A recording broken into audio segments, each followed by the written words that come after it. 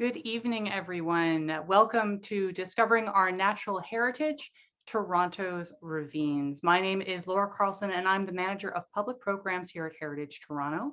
Now, Heritage Toronto is a charity and agency of the City of Toronto that celebrates our city's rich heritage and the diverse stories of its people, places, and events. So before we begin tonight's program, I'd like to begin with a land acknowledgement. Although we are gathered virtually this evening, Heritage Toronto's offices are located on the traditional territory of the Wendat, the Haudenosaunee Confederacy, and the Anishinaabe, including the Chippewas and the Mississaugas of the Credit.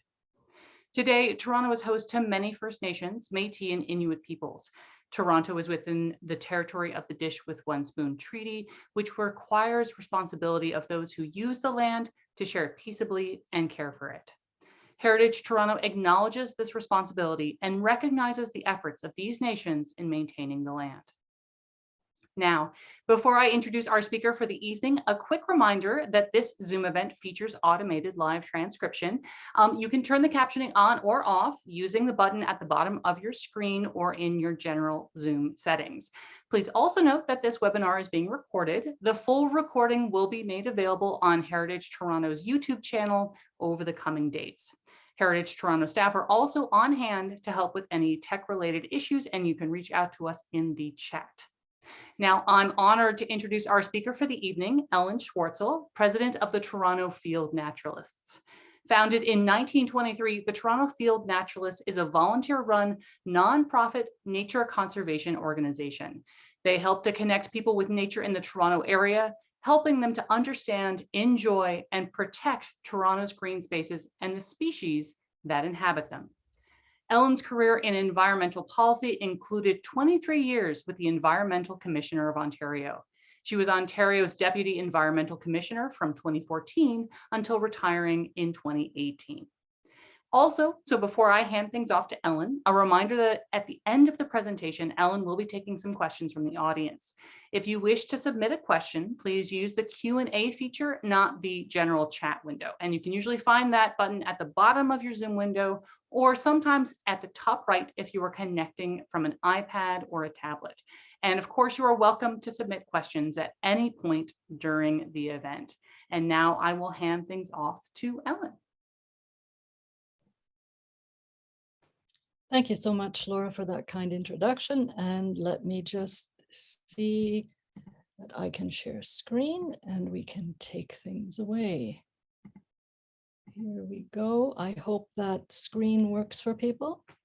And do let me know if there's any audio issues. In any case, I think we've practiced and I'm very glad to be with you indoors this evening. I got thoroughly soaked earlier this afternoon, and so it's a good evening to be virtual, I would say. So again, I'm with the Toronto Field Naturalists, and what we really want to do this evening is have a bit of an introduction about Toronto's ravines, and talk a little bit about what the ravines do for us and what we can do for the ravines. And really, we know, of course, that every city, every great city has special places and secrets that they're proud of. And London, of course, has this wonderful river, the Thames, and bridges across it. And closer to home, we have the nation's capital here has the Rideau Canal, which has, kilometers that you can skate away on in the winter, and it's a wonderful experience. And of course, on the West Coast, we've got Vancouver with both the ocean and Stanley Park. Very hard to compete with Vancouver. But, Toronto has the ravines. And I think we kind of underappreciate our ravines. And I'm not alone in that feeling. There's a lot of people who feel that Toronto really has something quite special going on there. And so that's why we want to celebrate it and talk about how the ravines also need protection.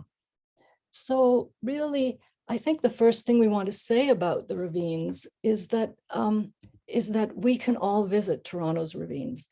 And that's not something that everybody immediately knows, especially people who may be new to Toronto.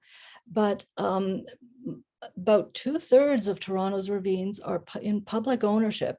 And there are about 500 kilometers of trails running through the ravines, and about half of them are paved. So it's definitely a wonderful place to go visit. And it represents over 11,000 hectares of green forested valley lands. So really quite a wonderful resource. And another thing that I tell people, especially people who are new to Toronto, is that Toronto's ravines are for families, but they're also for joggers, they're for hikers, they're for cyclists, they're for people who want to just clear their heads and amble slowly, or people who are looking for brisk exercise. So there's all kinds of people that will be in the ravines. You won't be alone. And so they're a safe place to visit. And there are definitely maps online, and we'll talk about that more. And if we take a look at a big picture map of the city and the surrounding areas, it's good to think of these northern areas north of the city, which are sort of marked in green. And so that's a mix of the Oak Ridges Moraine and also the green belt. And various governments over the decades have worked really, really hard to keep those areas natural in agricultural and forest lands. And what lies underneath those areas are vast deposits of gravel that were left behind by the last ice age. And so what you see now is you see rivers that flow out of those areas and flow south. So all the rivers flow south from the Oak Ridges Moraine and into Lake Ontario. And so that is how our Lake Ontario largely is partially fed by these rivers. If we go a little closer, you can see that a lot of our natural areas are clustered along those natural corridors. So it's that this bluish green represents those natural areas. And what those areas are as well is they represent wonderful corridors for wildlife, and particularly for migratory birds who are flying in both directions, who are coming north in the spring at this time of year. And when they arrive at our shores, they're able to use those corridors to fly north into their breeding areas. And many of them actually stay in the Toronto area. So just to help orient ourselves, of course, we have the Humber River on the west. We have the Don River with two branches in the center. And then on the east, we have the Rouge River. And we also have a couple of creeks, Highland Creek and Etobicoke Creek, and they don't reach all the way up into those gravel deposits of the Oak Ridges Moraine, but they're nevertheless really, really important natural heritage. So that gives us a bit of a perspective. And what we want to remember is that the ravines with their forested lands and their meadows, they are a way for that clean water from the Oak Ridges Moraine to slowly filter south, staying cool and clean as it enters Lake Ontario. And so the ravines are performing that filtering function and keeping that water cool and clean and keeping it flowing. So that's an important feature of the ravines. But of course, as the rivers flow south through the city, they begin to encounter more and more developed land. And so much of the Toronto area is in fact paved over. And if we look around in our neighborhood, just leave our homes and go outside, we will notice just how much land is actually paved over, whether it's parking lots or roads or sidewalks, driveways, parking pads. And all of that combines to sort of create this impermeable cover, meaning that rainfall and snowfall cannot filter into the soil.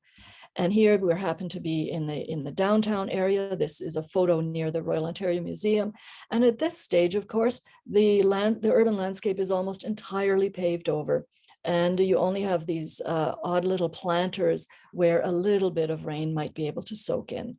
So the natural landscape changes very dramatically, and that has big implications for flooding. Under a changing climate, cities all around the world are seeing more and more flooding and more extreme weather events. And it's a combination of this having paved over much of the landscape and these more intense storms. And we've had some very dramatic examples in the Toronto area, certainly. This was in August 2005. This was the so-called Finch Avenue washout, which happened at Finch Avenue and the Black Creek. And it took out many, well, essentially all of the utilities, the natural gas, the electricity, the sewer lines. And so it was quite a devastating summer flood. And it cost on the order of $400 to $500 million of damage, public and private. So that was one extreme weather event, one of these 1 in 100-year storms, which we're seeing more and more of, much more frequently than just 1 in 100 years. This event, you may remember, was more recent in the year 2013, when again, much of the Toronto valleys were flooded, and this was in the Don Valley.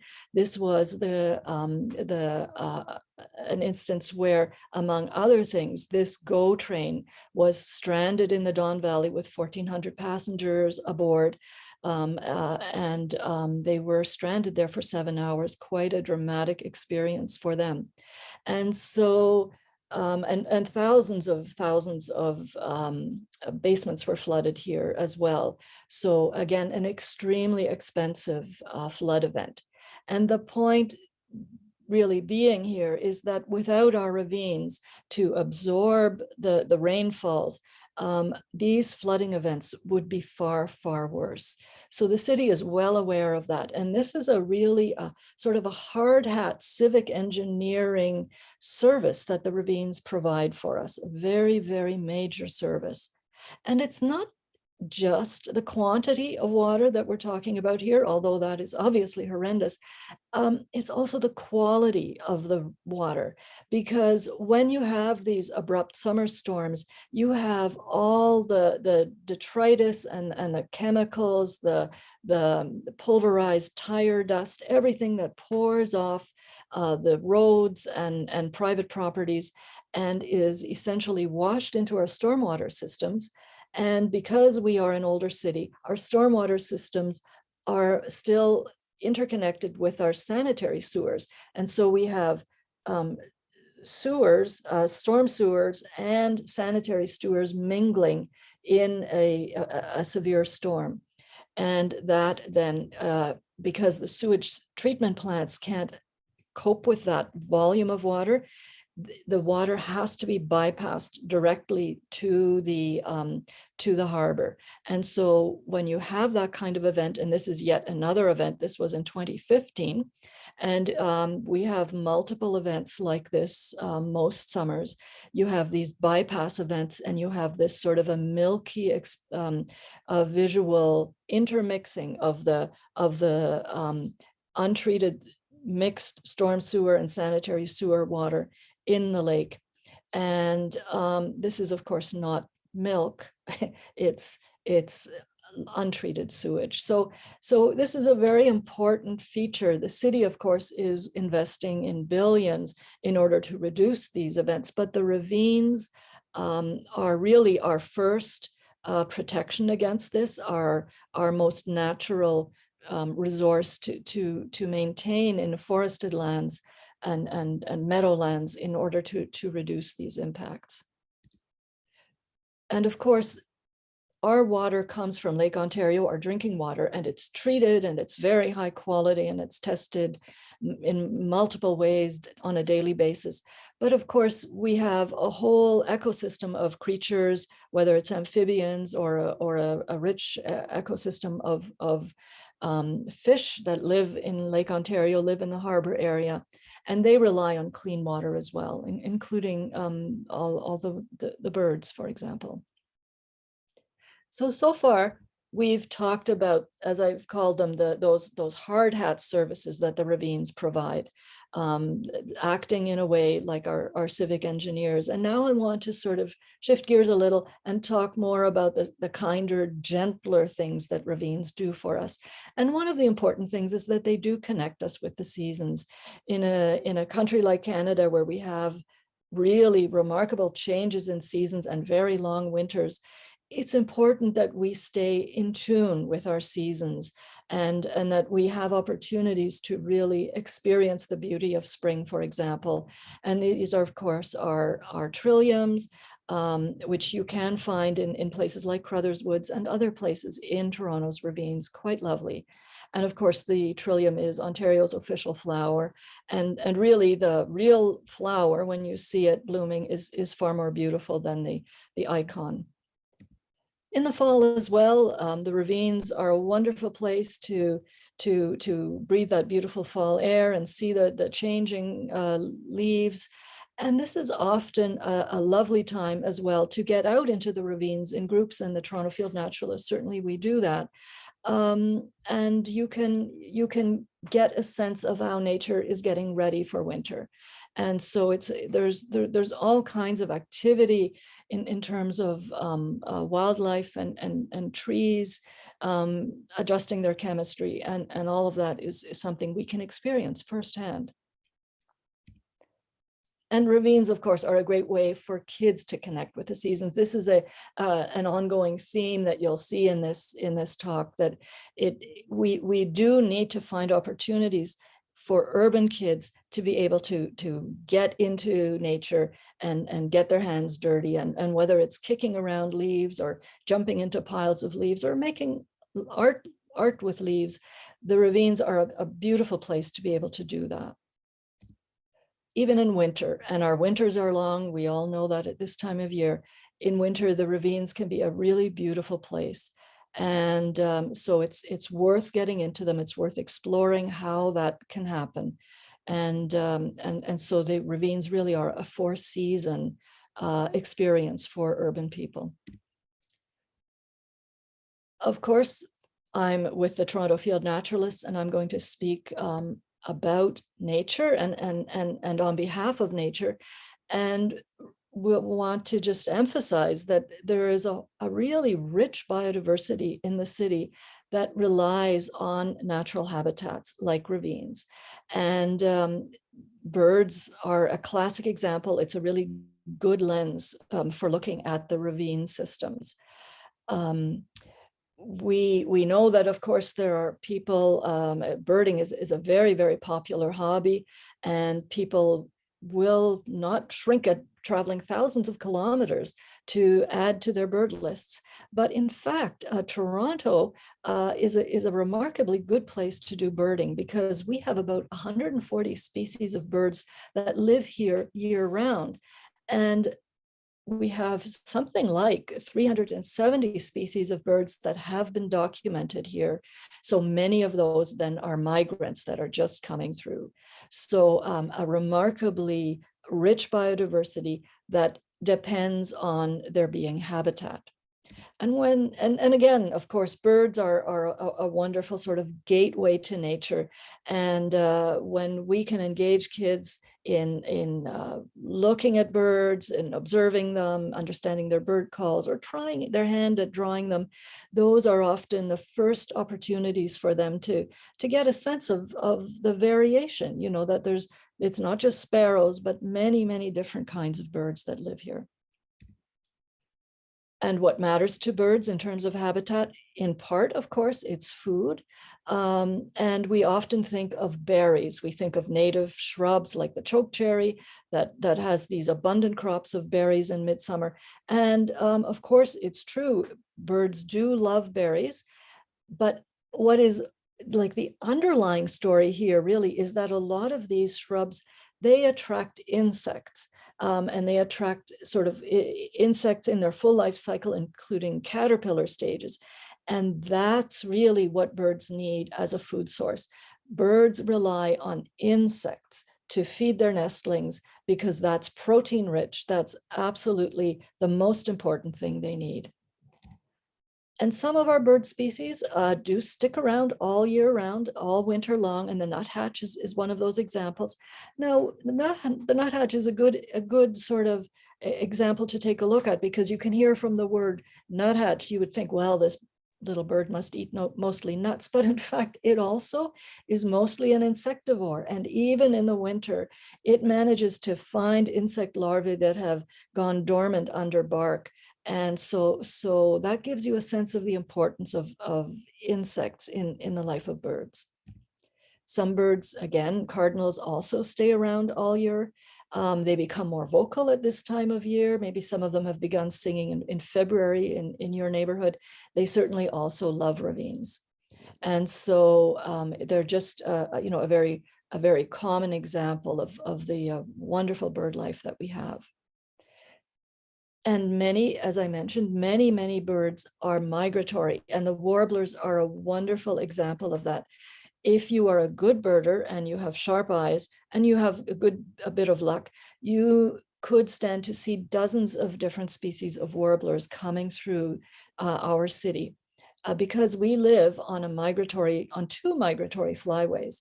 And those migratory flyways were laid down thousands of years ago. So long before the city existed, and the birds are still using those flyways. The instinct drives them. And so there are small birds that have remarkable journeys that really, in a way, connect us here locally with places as far away as the Amazon. Because, for example, the black-pole warbler, and I don't have a photo of that here, it's a tiny little bird, but recent research has shown that they can make round trips of up to 20,000 kilometers from the Amazon up to the northern areas of Canada. And there are other warblers that will do similar remarkable trips. So something else that you will find in the ravines is nesting areas, and birds absolutely rely on safe nesting. And some birds they've evolved to nest on the ground. It's not a choice they make. Song sparrows, savanna sparrows, many other kinds of birds.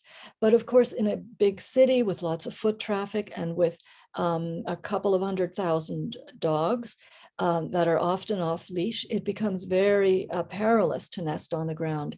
So there have been a few spots in the city that have been fenced off with the hope that this might be a way to provide safe space for ground nesting birds. And this happens to be an area that the Toronto Field Naturalists cares for, and we do citizen science at this location at Cottonwood Flats.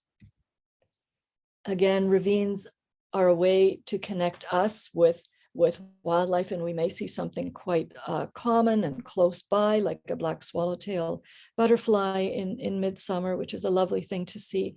Or we might see something that is just a sign of wildlife. So we don't see the wildlife itself, but if we go, for example, to the brickworks in the Don Valley, we may see gnawed stumps, and we know that beavers have been at work, perhaps a whole family of beavers. And it's a nice thing to just be able to look at that and to imagine them working late at night, working busily away to do their harvesting of tree branches. If we're patient and we know where to look, and perhaps if we're very early walkers, we may also see deer in the ravines. And they're shy animals, of course, but there are definitely deer, and entire deer families that live in the ravine systems. So we know, of course, that trees depend on animals like squirrels to distribute nuts, and of course the squirrels depend on the nuts themselves, so there's an interrelationship. But what we sometimes forget at our peril is that we need nature too. It's literally embedded in our DNA. We come from nature, and we need connection with nature. And it's something that if we didn't know before the pandemic, urban people certainly have understood that now, that nature is not a frill, it's not a nice to have. We do need it in our daily lives. And there have been really studies by public health units all over the world that have documented this, that have demonstrated how having nature close by is good for our health. It reduces stress. Just being in the presence of forests and trees, for example, as this New York State Department found, it helps us to focus and increases energy levels and improves sleep. And the City of Toronto's Public Health Department did a major literature review back in 2015 and found the same sorts of correlations. So it's something that's very well understood. Our ravines also connect us to the deep past. And I also had already mentioned those very ancient migratory flyways. Well, the ravines themselves are thousands and thousands of years older than this city. And one way to get a sense of that really might be to go to the Don Valley Brickworks and take a look at this north slope, which may not look like much to you right now, I admit. It's just a sort of a wooded slope, but in fact, it has exalted status. It's a World Heritage UNESCO site. And the reason is that when this area was an active quarry, a very renowned geologist, A.P. Coleman from the University of Toronto, did a thorough analysis of this area and of this vertical slope, and determined that what he saw there was an unbroken record of the past 130,000 years of geology of the area. And what he saw in that was that the climate had changed dramatically over that time. And there was evidence of not just one ice age, but multiple ice ages over that period of time. And at that point, nobody else had realized that there had been multiple ice ages. So the discovery was made first here in Toronto at this North Slope. Thus, we got this UNESCO site. And so this is sort of a graphic depiction of what Professor Coleman discovered and how he read the vertical slope. And among other things, what he found near the bottom here at this 130,000 years ago mark was the tooth of a giant beaver. And so it's kind of nice to think of a giant beaver, not just one, but a whole ecosystem with these giant beavers messing around in the Don Valley, or what the valley was called back then. And those beavers weighed on the order of 200 pounds. And there were other types of mammals that no longer exist here. And so all of that fossilized record is there and has been well described. And it's nice to imagine, to recognize that we again have beavers today in the Don Valley. And it's probably a good thing that they don't weigh 200 pounds. The ravines, of course, have always been important to Indigenous peoples. And we know, of course, that for thousands of years, Indigenous groups have lived on this land. They have hunted here. They have fished the rivers for salmon and for eel. They have grown crops wherever the soil was good, and the soil was good in many areas. And they tended trees as well, like black walnut, for the nuts, and they had fruit trees as well. So they really did understand how to use the land and the many generous bounties that the land gave. So this land has been a generous land for a very long time. Muskrat were trapped in the extensive marshlands. Ashbridges Bay, for example, was over 1,300 acres of marshland at one point, and there would have been ducks there. So again, very, very rich land. Now, of course, when settlement from Europe began in the 18th century, what settlers, when they arrived and saw the land, they saw these vast forests of white pine, very attractive to a lumber industry. And so very quickly, sawmills sprang up along the rivers because the rivers provided the power. And so we have vestiges of those. We have the old mill, which was, of course, a mill. We have the old mill bridge. And what happened then over into the 19th century is that more and more mills and more sort of 19th, 18th, 19th century industry sprang up all in the valley lands, because that's where the power was. With the absence of electricity, you needed water power. So we had paper mills in the Don Valley, we had grist mills, we had sawmills, we had every imaginable kind of mill and kilns. And so our ravines became industrial zones. And they were in fact hit quite hard by that. And I would say that few places are a dramatic example of that than the brickworks. And you may well know the story of the brickworks, but it bears repeating that really it was at one point one of the largest brick factories in North America. And it produced bricks for many, many buildings right across the Toronto area, including the house that I live in now. And so there were hundreds of men that lived here, that worked here, and it was very, very hard work. And when this site finally closed in the 1980s, and the site was left behind with this enormous hole and all these attendant buildings and a great deal of rubble. So a real industrial wasteland. But it didn't stay that way, luckily, because there was vision on the part of the city of Toronto, on the part of philanthropists and many private advocacy groups. And there was an understanding that something beautiful could be restored here. And so over time, this quarry pit was filled in and became a wetland. And it was a massive, massive undertaking. But the end result is a really beautiful series of wetlands today, where we can see beavers, we can see kingfishers, snapping turtles, herons, a wonderful ecosystem, and a wonderful local getaway for people who need to be able to connect with nature. So really, I think it is fair to say that Toronto's ravines are priceless. And we could just leave it at that. I think that would be true. But of course,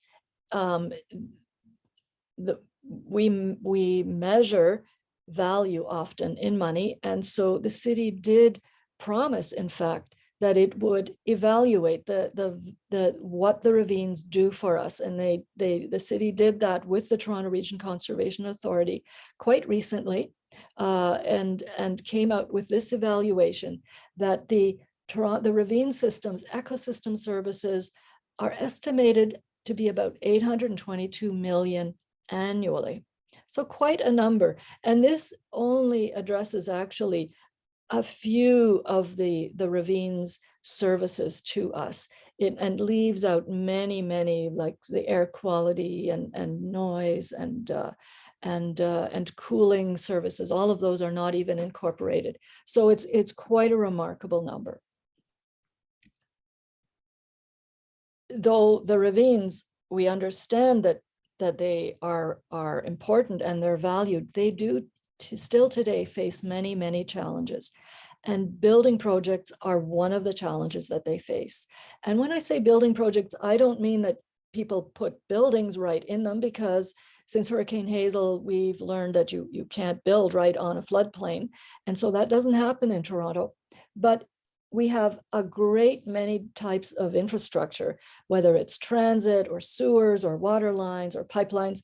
They all need to get through the city, and they often use routes of least resistance, which is through the ravine systems.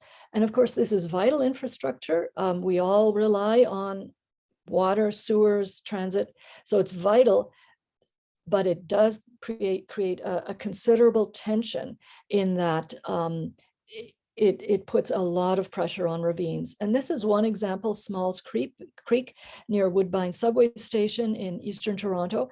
And here is where Metrolinx, the provincial agency, determined that it needed to add a fourth rail line on an east-west corridor, and that here in the Smalls Creek area, somewhere around 270 trees would have to be taken down.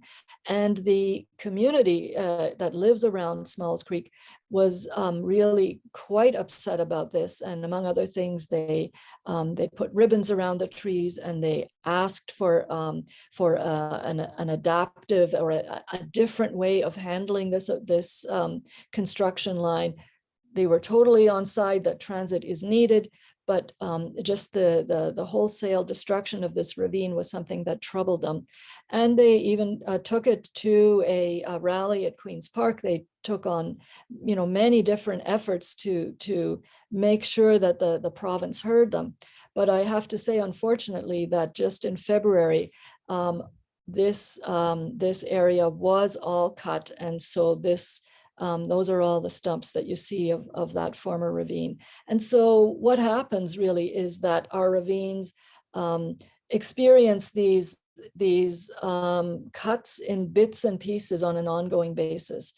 And it's a real challenge, but it's not the only challenge, because erosion is something that, of course, in any sort of slope area with a lot of foot traffic, with a lot of off-leash dogs, you are going to get erosion, and it's a vicious cycle in that you won't get the understory growing anymore, and then the roots of trees are exposed and they begin to topple over. So it's quite a serious problem. All the many informal trails that you see across the city. Litter, of course, we don't need to say much about it. We all know that it's a chronic issue, and we know that plastic does not disappear. It just breaks up into smaller and smaller pieces that flow into our rivers and lakes and get into our ecosystems. Invasive plants are a really major concern in the ravines of Toronto. Garlic mustard is just one of dozens of species, but it's one that we're going to be seeing blooming very soon in the spring. And so these invasive plants have no natural predators, no insects that will keep them under control, and they will swamp entire areas. So you will see nothing but garlic mustard, for example. Dog strangling vine is another really aggressive plant where you can see almost monocultures of dog strangling vine in areas of the ravine. Dogs, I've mentioned them a few times, and of course it's not dogs in and of themselves that are the problem. We know that dogs are wonderful companions, members of families. We rely on them for mental health, and it's really quite important, but it's how dogs are managed and handled that is the issue. And so when dogs go off leash in areas where they're not supposed to, then they certainly frighten wildlife. They make it impossible for ground nesting birds, for example, to nest, and they spread the seeds of invasive plants, and they contribute to erosion. So those are all big issues. And I would say that last but not least, we're just at the tail end of the season now, where road salt is a major issue. And of course, we have icy conditions, and there are places where we need salt, but often the way salt is spread is in quite a thoughtless manner, and there's too much of it, often piles of it, and eventually it will all end up in our storm sewers, in our creeks and rivers, and our fish and the larvae of insects and frogs and so forth are completely not adapted to road salt. So it's a very major issue. Here at Todmorden Mills, you have a wildflower preserve that is just down the hill from here. And so you can be assured that all this road salt will flow down and impact that area. So over the past number of years, observers and researchers and advocates and nature groups like the Toronto Field Naturalists have been sounding the alarm that the ravines, are hugely valuable to the city and are underappreciated, and that they are really at risk. There's a lot of pressure on ravines. And so back in 2018, this was in fact making headlines in places like the Toronto Star, and even Maclean's magazine, for example, had an article about the existential threat, they called it, that invasive species pose in the ravine system. And so with the advocacy, with the public attention, the managers and the politicians realized that really the ravines needed attention. And so City Hall sort of really made a decision to act and established a ravine strategy with a good deal of public consultation. And so that was a good step forward, and that strategy said that there would be investment. And here we have a headline in the Star again that the mayor in January 2020 promised that funding would begin to flow this year. Now, of course, we all know that this was just a few months before the pandemic began. And so it's not that the city has decided against protecting the ravines, but it's more the reality that there are many, many other pressures on the city these days, and that the ravine investment is something that the city and that councillors need to be reminded of again and again, because the pressures have been, if anything, greatly increased during the pandemic, with people not being able to go away for vacations and not having gyms to go to. And so everybody flowed into the public parks and the ravines. And so the pressures have been intense. I think that if you have yourself not been in the ravines lately, or you feel that you'd like to explore more of them, really the City of Toronto does have some very good websites and good resources. And I can recommend the walking, cycling, and hiking page of the City of Toronto's website. And it has maps that you can download, and you can print sections of them and get a sense of where you would like to walk. This happens to be the western, sort of a quick glimpse of the western side of the city, and the brown trails are the paved trails, but there are many more trails that are gravelly or unpaved. And just to orient yourself, here is High Park, and here is Grenadier Pond, and here is the sort of the Humber River system. And so that's the west end of the city. And here we've got the east side of the city. You've got the Rouge here. And again, lots and lots of paved trails. And there are also lots of examples that the city provides of access points. Obviously, I'm with the Toronto Field Naturalists. I'm going to encourage you to join the Toronto Field Naturalists, because we have been connecting people with ravines for a very long time, almost 100 years. And we, even in the pandemic, we have been able to host between 6 and 9 walks a month in all seasons. Now, because of the pandemic, we've had to move to a pre-registration system with Eventbrite, and we do require that our walkers be members. So, so we were much more open and generous before the pandemic, but for the time being, we really we do need to use that pre-registration system, and we've had strict limits in place on the numbers of people in any given walk. This happens to be a walk that I led for the University of Toronto, a bunch of students back last October. But again, we lead walks in all seasons all over the city. And that means in winter as well, because our winters are long, and it's really vital that we get out and appreciate the beauty of our ravines in winter. Our guides are often quite knowledgeable. We have emeritus botany profs among our guides, for example, or we have some that are really excellent birders. And everybody helps along. It's quite a pleasant and informal kind of way to enjoy nature. We typically walk slowly so that we can and take in the sights and sounds. And our guides will also be able to point out the tricky plants. There definitely is poison ivy in Toronto ravine systems, and you want to know what it looks like, and you want to steer clear of it. So those are the kinds of things that you can benefit from when you join the Toronto Field Naturalists and you take in our walks.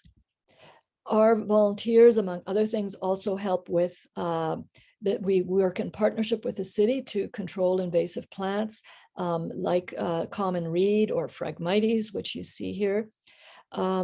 We also, like many volunteer groups, we hold periodic cleanup events where we pick up garbage. And that's a really a satisfying thing to do as a group of volunteers, because the city cannot begin to really care for all the litter that gets into ravines. They only do a very, very small percentage of ravine lands, and they've only just begun doing that. We, in partnership with the city, we help to plant native trees and shrubs. And so those are also very satisfying community events that we hold. And we are not the only ones that do that. I want to really especially draw your attention to the Toronto Nature Stewards, which are a relatively new group, and they are in partnership with the city. They are piloting approach that is a more independent caring for ravine patches by trained lead stewards who bring together and make sure that the volunteers in their team are doing what needs to be done to control invasive plants. And so there's no direct supervision by the city, but there is a training program and a certification program of lead stewards. So Toronto Nature Stewards, I highly recommend as another group to check out online. Toronto Field Naturalists, of course, has had a very long tradition of encouraging kids to connect with nature through art, through science. And so that's something we're also very proud of. Again, I've mentioned we've been around since 23, and our mission has always been this connecting people with nature. And we are still doing that today. If you are under 26, membership is free. So do keep that in mind. And there's our website. So if you want to sort of consider the key points to keep in mind for protecting the ravines, they're pretty simple. Just to stay on the trail, don't make new trails, and of course don't litter. And if you can keep dogs on a leash, that is a huge advantage. Also, I do recommend that people speak up for our ravines. We have a municipal election coming up this year, October 24. And so it's a great opportunity to talk to every councillor at the very local level and ask what they will support in terms of restoring the damaged ravines, because there's a great deal of work that needs to be done, and that takes investment. And we need to add more nature to public lands. So not just manicured lawns and postage stamp parks, but actually add natural elements, add pollinator gardens, add native trees. And the best nature hotspots that the city has, they need protection. So those would be some three talking points to raise with your municipal councillor if you want to speak up for nature. If you'd like to do more reading, I really can strongly recommend this book, which you'll probably find in the local library, Remembering the Dawn. So this was Charles Sorial was a real champion of conservation, and really has wonderful observations about the early times of the Don. And he experienced the Don Valley Parkway being put in. And so that was obviously a very, very bittersweet experience for him. If you'd like to know more about Toronto Nature Now, we actually have a radio show that we do together with Ryerson Radio.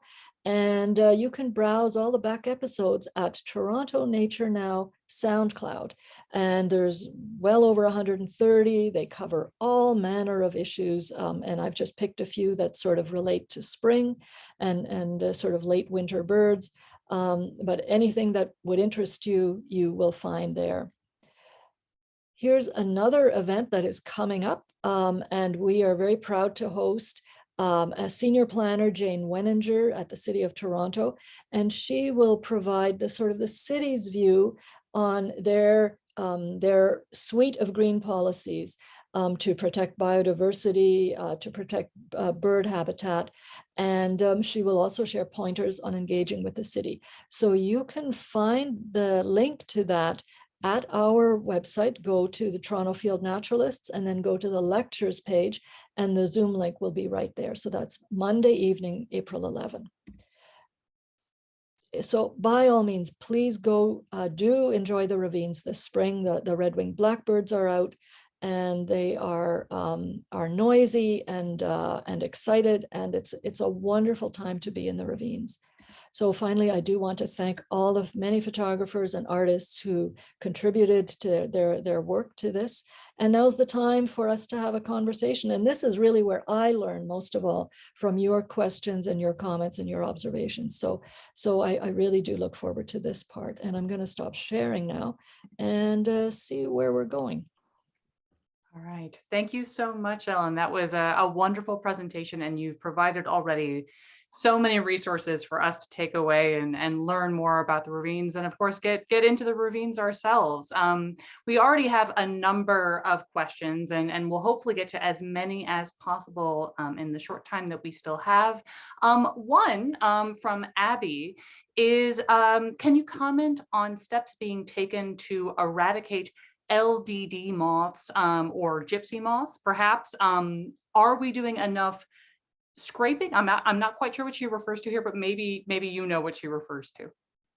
Yeah, the advice that the city gave last year, because there was no sort of safe chemical treatment that was being talked about last year, was that homeowners should, as much as they could, allow those, if you wrap the bases of your trees with burlap, then the moths would probably lay their egg cases there, and then you could remove those egg cases. And that's what the scraping refers to, is physically removing those egg cases, and as a way to protect, if you've got oaks or on your property, for example. What the city has looked into and it has approved in High Park, which was particularly badly hit, is a very, very specific kind of a spray that is that kind of moth.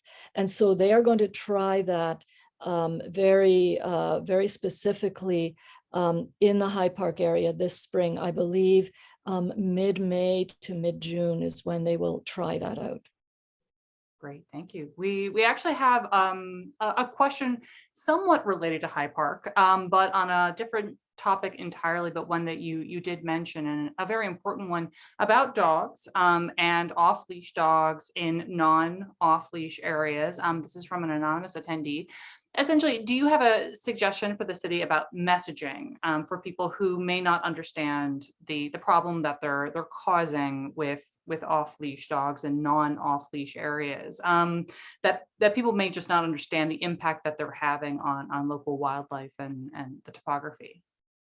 I think that the city and the Toronto Region Conservation Authority are gradually learning how to get that message across, and it's a slow process. And I think that dog owners are in many ways natural allies for naturalists. I really do. And so I think that sort of us versus them approach doesn't work. But for example, the Leslie Street Spit, which I haven't talked about here, Tommy Thompson Park. So it's a wonderful natural area. And it's not part of the ravine system, but it's a no dogs area. And during the pandemic, initially people were saying, well, all rules are off, we'll take dogs in there. But the city and TRCA said, no, actually, this is really important. We won't have dogs in here. And they have really big signs that say, dogs scare wildlife. 3 words, right? That's really what it's all about. And so keep that in mind. Again, I have to say that those migratory flyways of birds think of them, 370 species that have come through the city. They've been doing it for thousands of years. They did not get the memo that there's a big city here now. They are still programmed to fly through from South America, from places we can't even imagine. And we do have a responsibility to let them do their thing, you know, to refuel safely, to stock up on whatever food they need, and to keep going to their northern breeding grounds. Great, thank you. We have a question from Diane about her apartment, which overlooks the Humber Ravine and the Humber Marshes. They are hoping to upgrade their property, which is about 2/3 of the ravine slope, and have put some money towards getting a plan together, but they do need financial help to cull the trees and complete invasive weed removals. She was just wondering if there are funds available to property owners like herself. And is there generally, are there resources available for projects like this? I would suggest that she reaches out to the Toronto Region Conservation Authority. I think it depends on, you know, how big your property is. They sort of have, it needs to be a certain size before they get involved. The city does have a very nice guide called, I think a property owner's guide to maintaining ravines. And it's really a nice online document. So you get it for free, you know, you just download it and check that out.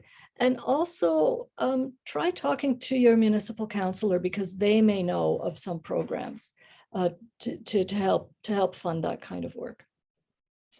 Thank you. That nicely actually leads into another question we have from David, specifically about local politicians. If there are any that are known to be ravine supportive, to say direct financial contributions for the upcoming election, is what his question is.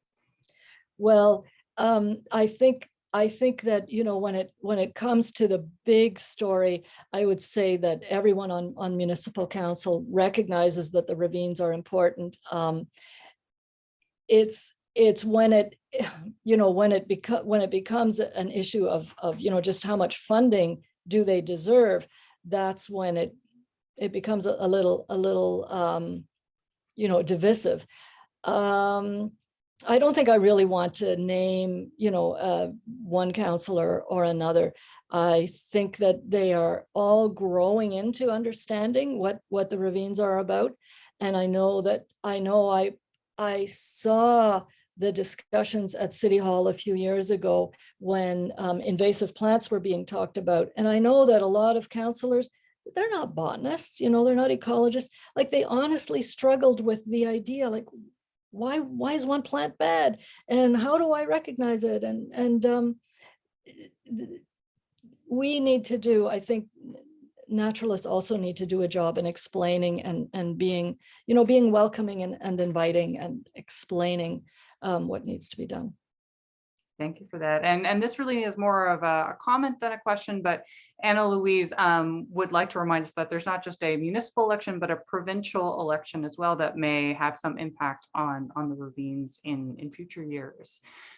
So moving on to another question from another anonymous attendee. Are you able to share any resources about the city's hidden and lost rivers? Yes, we do a lot of interaction with lost rivers. We partner with them on walks. We've done that for many years.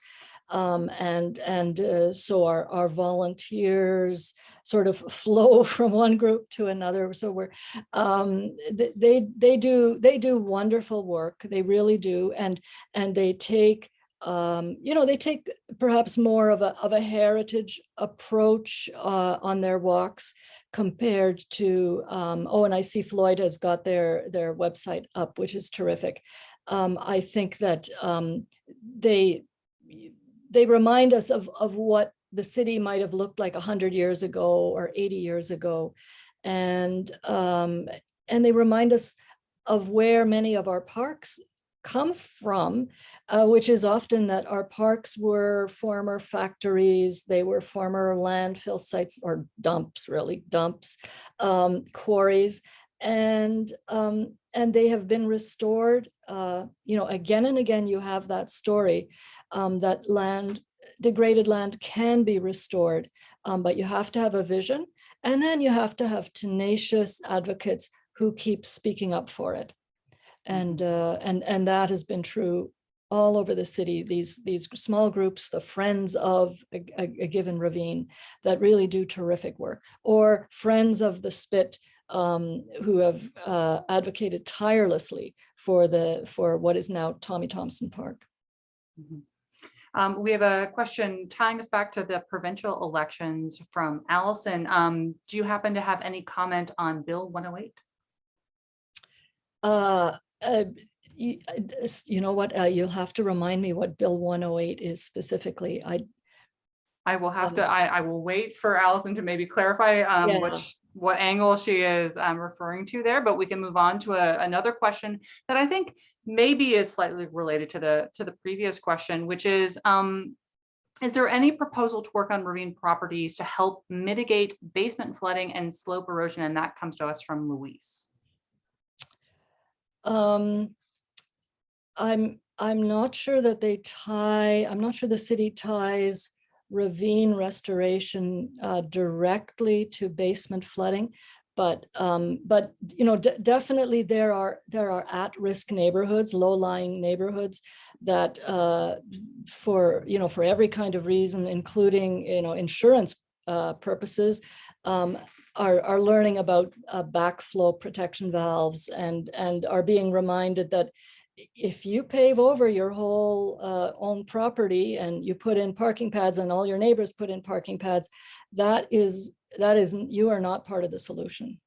So we really do need to take that issue to heart, the paving over of residential properties. And there's also a great deal that we could do with commercial properties, with public parking lots and malls and so on, that really need to be brought into the 21st century in terms of having rain gardens and opportunities for the rain to soak in safely. This actually interestingly ties into an earlier question that we received from an anonymous attendee about exactly what you're mentioning about concrete pads and things like that, both for residential and kind of larger, more institutional or commercial properties. They were wondering if there any regulation or even a voluntary consultation process for, they refer to it as discretionary design, and they use the example of the concrete plaza in front of the ROM. Is there any consultation process in those decisions that get made for those large scale organizations about implementing things like a concrete plaza or pad? The city has green standards, and now, and I'm not sure that within the green standards specifically, they have a description of how much land can be paved, but certainly in other areas, the city does have those rules, and there are rules about residential that a certain percentage of residential space needs to remain open or remain, the soil needs to be available. And again, I mentioned the April 11 talk by Jane Wenninger. That in her talk, she specifically itemizes the various rules. And I will say that the city's green standards have been a really good prod for the whole development industry to become more sustainable. And because the city is really one of the fastest growing municipalities in North America, the city has had the power to say, you want to develop here? Here's our rules. And the development industry has mostly had to say, what are your rules? We will do it. And so this has been a healthy dynamic. And the green standards that the city has, they are in fact ratcheted up, I think, on a 4-year cycle. So they become more stringent over time, and new concepts are incorporated into them. So I really encourage people to check them out online. I think we have only time for a couple more questions. There is one that relates back to wildlife and kind of people's engagement and involvement with wildlife. How about any thoughts or advice about people not feeding bread to ducks or birds in our various parks and ravine systems? Yes, I guess a simple rule: don't feed wildlife. Don't feed wildlife. And because they really shouldn't need it. And the issues that we've had, for example, with coyotes, not just in Toronto, but in Vancouver, they all relate back to somebody feeding wildlife, and the wildlife just, they put 2 and 2 together, and they say, well, if people means food, and it's so it's not a good cycle. And yeah, I think if we can just learn that, and that would take us a long way. Yeah. Wonderful. I think one more question just to end with. Melanie would love to know, what summer programs do you offer for children? Well, we have what we call the Junior Naturalist program, and these days it's once a month, a live event somewhere in the city, and we in the spring we try to focus on bird migration, and so every month has a different sort of outdoor event in a different part of the city, and people they pre-register through our website, and the kids need to be accompanied by a parent. And so that's the system that, or the program that we have. During the pandemic, we had a Zoom semesters, really, so we try to accommodate it that way. But I will say that there's many other groups that do terrific programming for kids as well. The High Park Nature Center is one, but many groups, and also, I mean, people can encourage it at their schools, and try to get more of that happening. The TRCA also has programming for kids.